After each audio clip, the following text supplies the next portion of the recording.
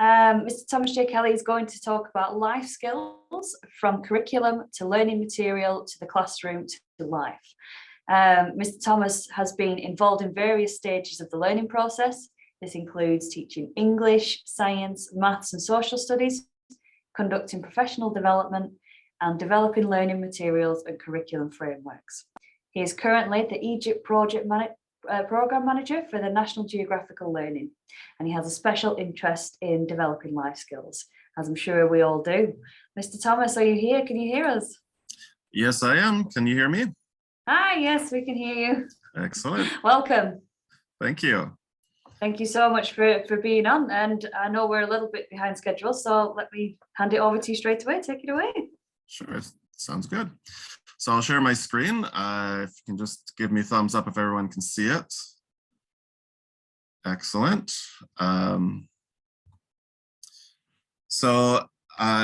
Today the real goal of my session today is to try to get a better understanding of how things go from curriculum to learning material to the classroom and how we expect it to go to life. Because I think that if we want students to, if we want this process to be successful, we actually have to have an understanding of all of those different areas. I've chosen 4 of the main areas. So we're going to be talking about the curriculum and what is involved in the curriculum. We're going to be talking about the learning material and how that stuff is developed. We're going to talk about where a lot of people I think on this call is in the classroom. And then we're going to talk about how that all leads towards real life application.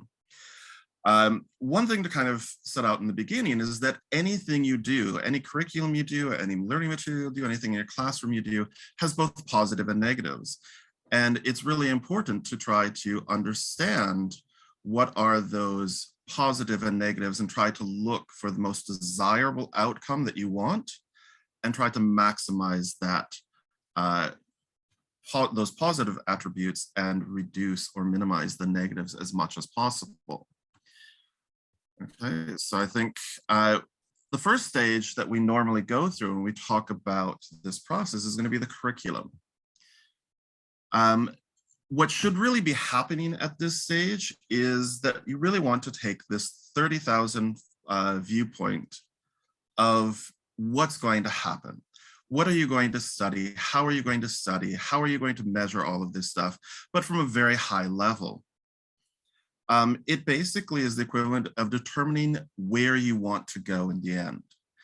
Without a curriculum, you're essentially getting into a car and you're saying, okay, we're going to start driving.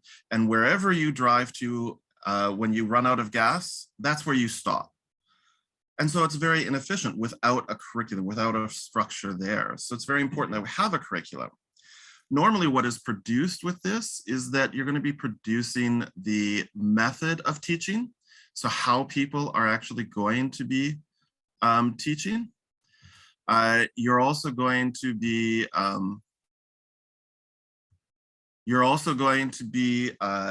talking about the indicators and the standards. And this is actually quite an interesting part. It's quite difficult to really do. People think that it might be a little bit simple, but in reality, it's quite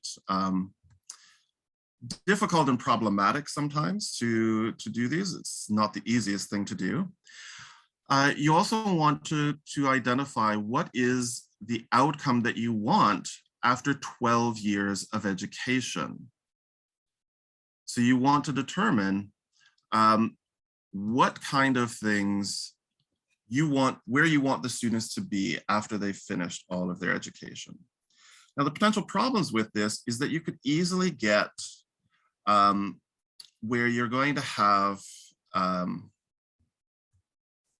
sorry, let me clear all of this. Clear all drawings, thank you. So one of the problems is that you could be using an outdated method. So for example, memorization. And if your curriculum is based upon memorization, you really have to look at what is the end product? What are students going to be able to do? And all of the things that we've been talking about in the earlier sessions if the curriculum is based upon memorization, none of that is going to happen. We're not going to be creating leaders. We're not going to be creating people who can think and to do things. We're going to be creating people who can work in a factory where they just are told what to do and how to do it, where they're put into a job and they're just told, this is what you do. They memorize how to do that, and that's it. And so if that's what you want, that's great. You can continue with that method. But if that's not what you want as an end product, then that means you have to change that process. And so that actually should start with the curriculum. The next stage is actually the learning material. So the learning material development, so I'm involved with all of these processes, but my two main focuses nowadays are in the curriculum development and in the learning material development. So the curriculum material needs to take those curriculum standards and indicators and write them, but add flavor to them. You add interesting stories, interesting facts around it. You put it in an interesting package so that students and teachers can interact with them. The most important thing about this process is that we need to transfer the curriculum goals in an engaging manner to the materials. So the material should match all of the standards and indicators. So every single standard, every single indicator that's mentioned in the curriculum framework should have activities that you can directly point to. This activity is working towards this indicator. It is going to contain some extra information. And that's an important thing to understand, is that you are going to have information in a book, which is what we call nice to know. There is some essential information which you want the students to walk away with, but then there's going to be extra information which you're like, this is just really interesting to know, but it's not what we want the students to memorize or to remember long term. Sometimes those can be quite interesting and can get them to talk about what they've learned, but it's not the end result, or it's not directly related to the curriculum. So potential problems with this is that the level of the language could be off. I find this a lot with English language publishers. So I work with not just publishing English, I work with publishing for science, math, history, social studies, ICT. I work with all the different subjects. But for English, one of the common things is that publishers do not use a set of leveling system, and teachers don't use set of leveling system.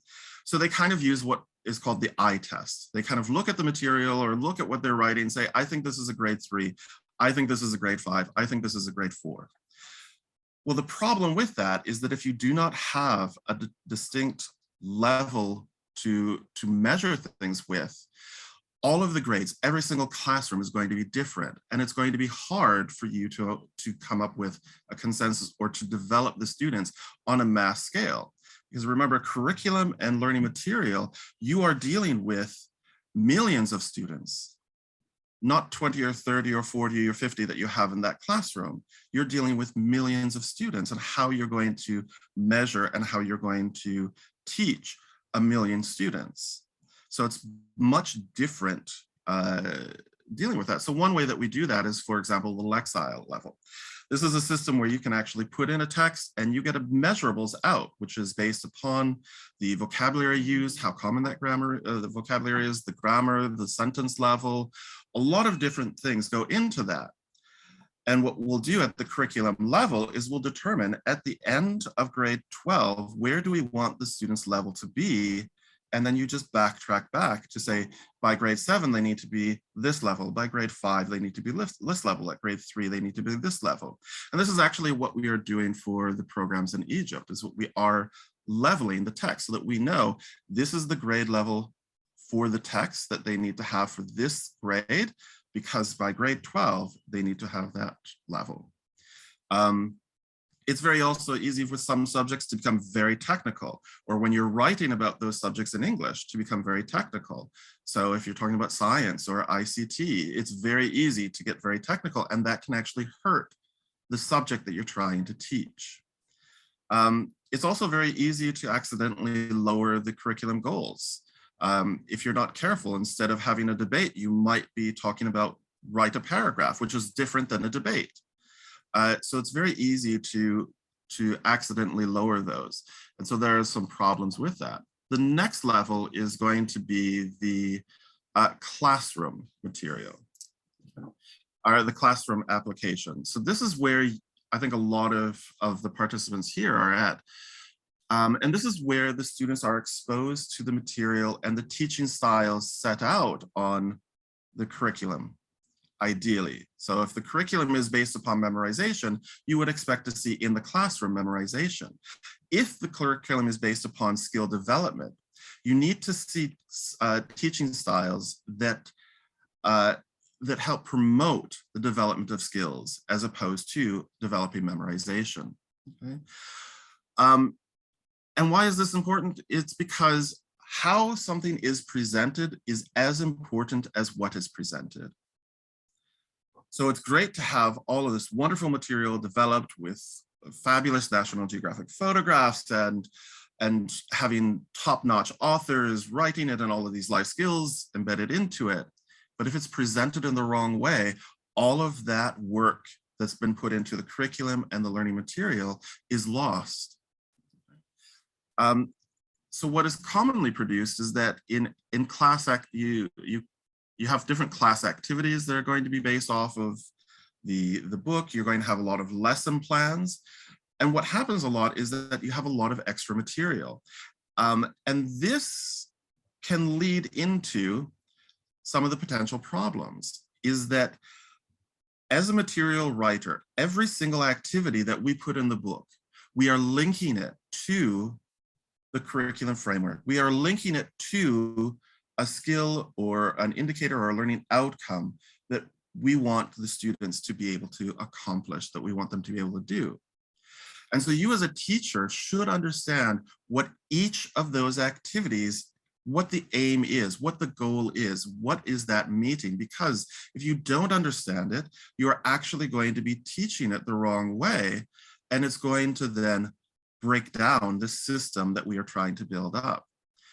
This is really important as well when you're dealing with extra material. So when you are writing extra material, you have to keep in mind, what are the goals? What are the aims that we are trying to build, and incorporate those and make sure that you are supporting the curriculum and you're supporting the learning material rather than deviating from. So one of the most common ways for English teachers where they deviate is around grammar. If you are trying to get your students to memorize grammar boxes in Egypt, that's not what the curriculum is about. So we want the students to be able to use the grammar. We want the students to be able to interact with the language, not to memorize grammar boxes and grammar structures. So if you're doing that, you're actually hurting the overall system of development and hurting the goals. And you have to ask yourself, what is the end result of just memorizing a grammar table? How is that going to lead them to get a job in the future? Because that is the end result of education. And that kind of leads into the real life application here, is that students should be able to use the skills and share the knowledge that they have learned in class. Is that we want them to take this enduring understanding and take these skills that they have developed and apply them in their lives. And this is the real test of the process. So you'll notice that I didn't actually put assessment in this process, because in reality, assessment is a necessary evil for education, but it's not really helpful for the process, and it's not the end result. The end result is what the students can do in their life.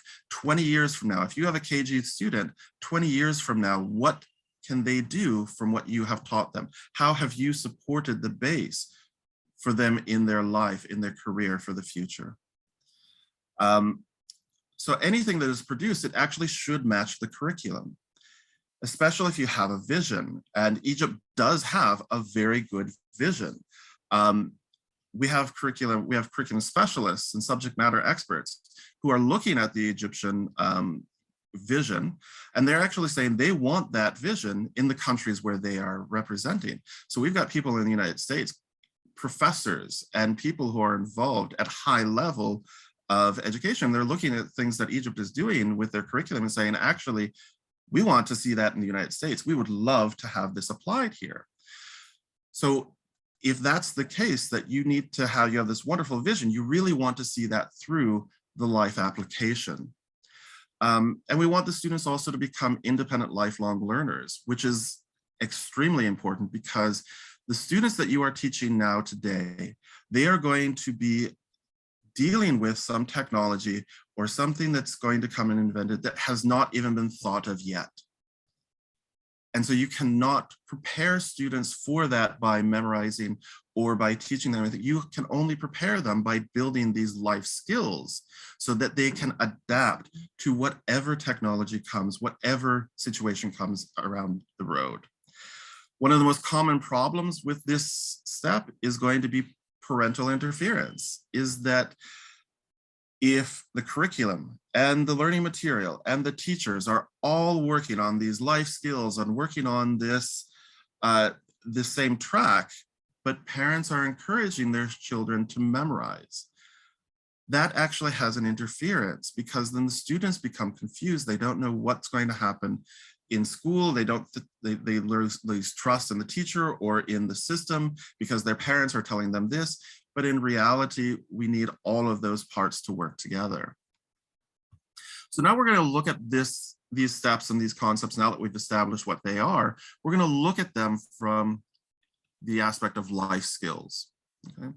So the first thing that we're going to kind of talk about here is the idea, and just so that the people who do not read Arabic, I think you can still understand this page. This is actually from a book that I helped to develop. This is Career Skills Egypt, grade 4, and it is basically talking about how do you identify what a problem is, and what are some steps that you can take. So for example, if you find that something needs to be repainted, or you're finding a crack in the wall, or you're finding loose screws, what can you do about that? And the important thing that I have for this, or the question that I have for this, is the idea of that knowledge versus skills. If we look at this from a knowledge perspective, if we look at this from a perspective of we are just learning the knowledge that is here, what is the end result and how is it assessed? Well, the end result of an activity like this, you'd say, well, we're thinking that they're going to become engineers, or we think they're going to become painters and carpenters. And so we would assess this by whether or not they can do these steps. Can you paint a wall? Can you change a screw? But if we are assessing skills, and if we are developing skills, the end result is we would expect them to use the same life skills that they would apply in this lesson in any other situation. And we'll talk about what life skills are presented on this page a little bit later, but then as well, how it is assessed is that you would give them other situations and ask them to be able to repeat those kind of skills. So what life skills do we have? Sorry. This is actually the life skills that have been developed with UNICEF and the Ministry of Education in Egypt, plus a couple of other ministries of education in the MENA region. And you basically have 4 areas. You have learning to do, learning to know, learning to be, and learning to live together. All courses, part of Education 2.0, every single course is developed based upon these life skills. So you have those big areas of life skills, learning to do, but then you'll have smaller brackets, smaller skills underneath those, and you'll have learning objectives. So for example, one of the big areas here of learning to know, one of the skills is creativity. We need to have creativity to do a lot of different things, not just in school, but in our life. So here we're talking about the learning outcomes then would be fluency, flexibility, originality, elaboration. Each of these outcomes, we would expect tasks inside of the student book to be used, and we would want the teachers to emphasize and to pull those out and to really focus on how to develop them. Now, it's important when you look at life skills that you understand the terminology based upon that subject or that situation. So for example, fluency, when we talk to fluency to English teachers, you automatically think of, oh, well, you're just being able to think or be able to talk freely. But for creativity, it actually was related to coming up with ideas. So we need to make sure that when you look at these things, you're actually looking at it from the skill understanding, because sometimes it's easy to get confused. So let's look at this in practice. So this is actually from the Egypt ICT book, which also I've helped to work on. And one thing you'll notice is that we do have their objectives. Those objectives are actually related directly to the framework. Those are the indicators that we want to accomplish, but rephrased and redone. So this activity here is actually working on one of those life skills. How can technology help people of determination? So what life skill do you think that this is developing? Because it could be a couple of different ones. Okay. So you could try to figure out the area, learning to do, learning to be, learning to know, learning to live together. But this is actually learning to be is the target life skill. We want the students to develop empathy for other people and to look and see other people are having a different situation than I am. How can I help them? How can I maybe look at them and treat them in an appropriate manner? There are also some links here to creative, the learning to know, which is creative and critical thinking, but those are linked later on in the lesson. But you can see there that that's how it goes from a curriculum standpoint of looking, here are the life skills that we have, to as material development stage, which is where we actually write questions which are directly related to developing a life skill. So then that means, how do we then apply that in classroom? Okay. So if we ask that same question, how can technology help people of determination? If we are, what should a teacher do here? If we are developing this or asking this question based upon a knowledge-based system, we would expect the students to actually come up with a definitive list. It can do this, and it can do this, and it can do this, and it can do this. And you're going to have 3, 5 answers, and those are the things that the students are going to memorize. And those are the things then that you would actually then have those assessed. But if you are developing it based upon a skills-based, you're actually going to open this up. And this is where you're going to have discussions. This is where students are going to be able to, or should be trying to have a wide range and open discussion, expressing their ideas, talking about things, mentioning things like, oh, one of my neighbors is a person of determination. By the way, something that's quite interesting, that just to kind of show you the kind of impact, the words of people of determination, a lot of times people refer to it as special needs. But what that emphasizes is that these people need something, that these people cannot do something without something else. So it's kind of got a negative connotation to it. So we have actually changed that to people of determination, focusing on a positive attribute, that these people, despite their situation, are determined to overcome that and to have a life like everyone else. So we want to make sure that we develop that empathy skill. So we want the teachers to be able to talk freely and the students to be able to talk freely about this. You also notice that from the very beginning of this lesson, we want the students to do the majority of talking. This should not be a lecture. So that goes back to that idea of the flipped classroom, go back to the idea of leadership, getting those students to express their ideas from the very beginning, and you are helping to guide them, but not guide them to that knowledge, but guide them to those life skills. Okay? So here's where you can actually see the full spread. And one of the things that you'll notice is that how do we then go and assess this? So one thing that I like to point out is just this, where we have the explore activity of think like an inventor. The students are actually going to be practicing there the critical thinking and creative thinking.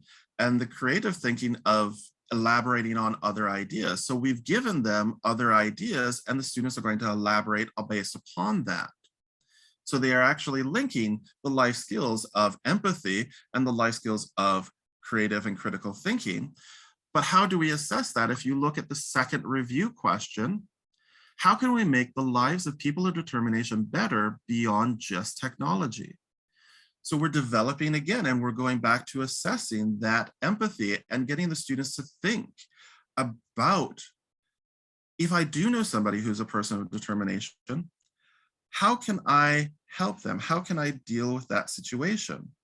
How can I help them, and how can I make their lives a little bit better? So we want to see that through, and this is how we see life skills from the curriculum to the learning material to the classroom. So then the question becomes, how would students demonstrate this, that they have learned this? How can parents see that their kids are actually learning the life skill of empathy? So we would expect the students to actually be able to talk to their parents. They may they may know somebody of a person of determination and tell their parents, hey, I want to help this person. Maybe I can become friends with them. Maybe we can have a play date. We can go out and do activities together. Maybe I want to learn sign language so that I can actually communicate with people who do not have vocal communication. Or maybe, for example, in Cairo, there's actually just been a league started for people of determination. So it is a soccer league or a football league where people who have missing limbs or other issues or other things that they need that they have people of determination, that they can go and watch that event. So this would be, and support them. So this would be where we are seeing the students become empathetic to other people's situations and try to help them out, try to support them, try to do things for them. So that's how we would expect to see. The same thing with creative and critical thinking, is that we would expect those things to come through in their daily lives. So now with this lesson, where we are talking about these skills of how do you determine what the problem is? How do you come up with a plan for solving the problem? How do you carry out that plan? So there are a lot of life skills going in here. And if this is a knowledge-based lesson, the assessment and what we'd expect is that we would expect them to become carpenters. We would expect them to become painters. But if it's a life skills, we are actually expecting them to become leaders, because leaders need to be able to look at any situation and identify what is going to happen, what is required, what's the problem in that situation, come up with a solution to that problem, and then figure out how to carry out that solution. And then at the end, to evaluate how that entire process went. So we would expect the students to go to their parents and to say, hey, mom, hey, dad, I've noticed that we've got some cracks. So I've noticed the painting in my room isn't the best. Could I paint the room? Could I fix the cracks? They would actually have to sell their ideas. That is a massive skill that students are going to need in any kind of job to be successful. They're going to have an idea, sell that concept to somebody else. Then if that is approved, they're going to then have to plan out what's going to happen with that situation. So what kind of solution can we have? How can I carry out that solution? What will I need? Well, I need to have paint if I'm going to paint the room. Well, do I have a budget for the paint, or can I go around asking other people if they have extra paint that I might be able to use? Maybe I don't have all of the tools, so maybe I can get the tools from somebody else and borrow from a friend, or go to somebody in the community that can help you to do those things, or to ask them how to solve the problem. So we would expect those life skills to be transitioned all the way through. Okay. So as you can see, hopefully each step needs to lead to the next in order for the whole process to be successful. We have to have all of these steps aligned up, that we are teaching the life skills. What are those life skills? what learning material is being developed to support those life skills. The classroom application, that the life skills are actually being the focus, and it's not memorization, and it's not the knowledge that are on those pages, but it's the skills that are based in those pages. And then we need to see where parents are actually encouraging their students to develop those, to show those skills and giving them an opportunity to demonstrate those skills in their daily lives. So the question or the homework that I have for you is basically asking you, what is your part in the process? And how can you make the biggest positive impact in this process? So whether you are developing the curriculum or writing learning material or in the classroom teaching, or if you have a parent, if you're a parent and have a child, or if you have to deal with parents and talk to parents, how can you increase your positive impact, your positive footprint on this process? So I think that we'll go to questions if there are any, but I'd like to thank everyone for the time. That is my email up there at the top, so you can also use that if you need to, but otherwise, I don't know if there are any questions.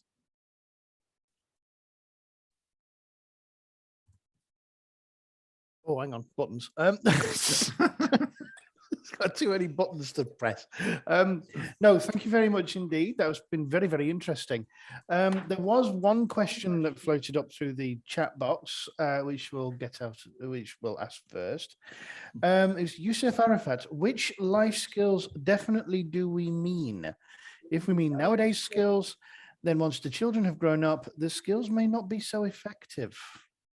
Mm-hmm. Certainly, yeah. The skills that have actually been developed in the UNICEF document are essentially always going to really be there. So there are things like communication. We're always going to have to communicate no matter how we communicate. The communication may switch. So for example, in the past, we may have done long letters, but now we may do emails more. And people now are starting to communicate through Twitter or through, limited sentence length, but it's still communication. It's still sending that message across. So as long as those skills have been properly identified, creativity, critical thinking. In fact, some people argue that creativity is the only skills that humans have that computers cannot replicate. And that if you really want to be able to insulate yourself in a job, you have to teach creativity, because a computer can replace everything else eventually, including teachers, apparently, which Japan has already started to do. That's a scary thought. Slightly terrifying. I've seen some of their robots, and they are scarily good. Thankfully, not quite up to human level yet, which is a relief. Exactly. Yes. I do have a question, if I may. You're talking about these life skills. How would we? I'm assuming that over time there has been a kind of a shift in what we view as kind of the most important life skill. How do you see that progressing into the future? Well, life skills are going to differ based upon the situation, but the UNICEF document is actually really quite good at identifying general enough skills. So they're going to be things like resilience, the negotiation, how to share, how to have empathy, problem solving.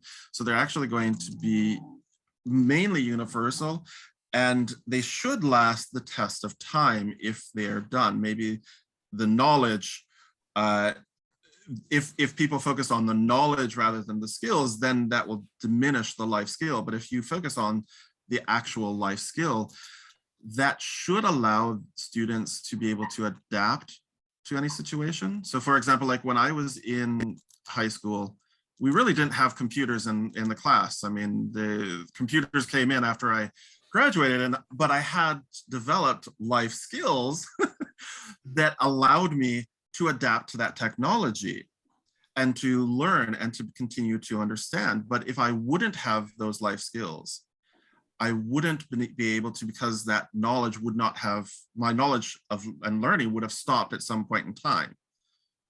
So I would not have been able to advance. And that's one of the dangers of knowledge-based education, is that you're limited to that knowledge. And when society and technology things advance, you can't adapt to it. I must admit, I will hold my hand up and say I am of the same generation. I do remember the teacher wheeling in the one computer the school had. Oh, yes. And the overhead projector and all of those. Yes, I remember those well. And then constantly having to go and find all the slides as they slip off under the teacher's desk. So we do have another question. I like the background. Life skills are changing. Are there common core skills? Yeah, I would keep on referring back to the UNICEF document, because it was developed with a lot of research. There was a lot of effort put into that. And I do think that those skills will stay. There may be more learning objectives underneath those skills that will need to be developed, or that those will change. But I think the broader skill of problem solving, or the broader skill of creativity, or the broader skill of communications are always going to stay, but maybe the learning objectives underneath those skills will adapt or change over time. And that's just something that we're always going to have to keep up with as technology and thought on these issues, progress. But in reality, the main skill should survive the test of time. I think there's another comment that's just come up, yes, it's actually it's a comment that's come up. I'm going to kind of widen it out if I can. Obviously, we're talking about life skills here, which it's a relatively abstract area, but we're all working with an education system, and unfortunately, these education systems have outside influences, and especially politicians who like to see where the money's going, and they like to be able to justify things, why they're spending millions on all this stuff. And of course, one of the areas is testing, so that they can say, look, all these scores have gone up. So testing life skills. I'll leave you with that tiny little easy topic. Well, testing in general, it's a massive problem to figure out how do you actually assess properly, because really the only assessment that matters is 20 years down the road whether the students can actually perform in life, and that's really the assessment that you have with any education system, is 20 years after they've started. So those smaller assessments, they're there because it's a requirement that we haven't come up with a better option, as Dina has said, but that we all struggle with. We all struggle with the concept and the idea of it, and how to implement it, and what is the best. We do have assessment that we try to make with life skills. The example that I gave you there in the ICT is actually the review is the assessment piece. So we actually do ask them, how else can you help people of people of determination outside of technology? So we're trying to expand that empathy, which is a life skill.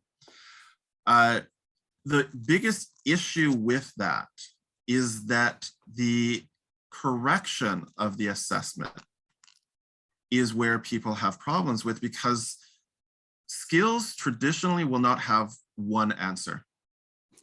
Knowledge has one answer. What color is the sky? It's blue. Okay, great. That's one answer.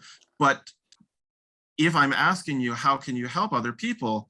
There's not one answer that you can get. And so that's where people get a little bit fuzzy and nervous about it, especially policymakers and people in assessment. It's like, how do you really know? It could be very subjective based upon who is evaluating those things. And it can lead to, if you're talking about a wide scale, a countrywide implementation, it could lead to people paying for the exams. I mean, the US had had scandals with No Child Left Behind, where the supervisor of the region had actually worked with the teachers because all of their salaries were based upon how well the students did on the exam. So they were just giving the students the exam. They were just telling them the answer is A, the answer is B, because they got more money off of it. So there are all these sorts of problems that come up to that. But in reality, it's something that we do have to work on in assessment in general, in the field of assessment. And we have to become comfortable with the idea that there is not just one right answer. So it almost sounds like almost a qualitative form of assessment rather than quantitative, which unfortunately may not necessarily give the politicians the black and white numbers that they dream of. So they can say that all these millions I've spent is obviously doing your children good, so vote for me next time. Yes. It's also the problem, of course, as you said, with the whole thing of being able to accurately judge is, of course, we have to wait 20 years. I don't think many politicians have that patience. No, they do not. Unfortunately. But obviously we as educators, we do get to see that because weirdly, occasionally you do get somebody sort of cropping up sort of 5-10 years down the line going, you were my teacher. And it's like, oh, right. Okay, cool. Nice that you remember me. I'm sorry you've completely changed from that little boy I once knew. So, yes. Dr. Gabrielle, do you have anything to add? We've had no questions, but we've had a comment from Phil Moore to say it's always good to maintain a balance between maintaining assessment and teaching life skills, and completely agree. We've got to keep a balance of everything, and everything you've just said on assessment there is bob on. There are some things in life that are black and white and you can tick it yes or no, and life skills doesn't quite easily fall into that category because it's life. The point is it's a life skill. How do you assess a life skill when it's something that it's supposed to be like a lifelong thing, really? And it's very difficult. Yeah. I mean, in the Egypt situation, they are trying it with projects and trying to assess those projects. But then the issue does become is that it's very subjective, and you have to train up the teachers on how to actually do that. And then is it their teacher that does that assessment, or is it a different teacher? How do you get that so that the system works? Yeah. It's the trouble with balancing, like Paul said, qualitative and quantitative data. Although we kind of need a bit of both. Perhaps, maybe we'll find a way as education continues to grow. Yes. Right. I mean, it just reminds me of how recently here in the UK we've had all the pandemic, so all the assessment was based on teacher assessment, not exams. So you sort of wonder if maybe lessons from that maybe filter into the system down the line. We will see. Yes, it is a lifelong thing. All of it is. Right. Okay. Thank you very much indeed, Mr. Kelley. That was absolutely fascinating. I really, really enjoyed that.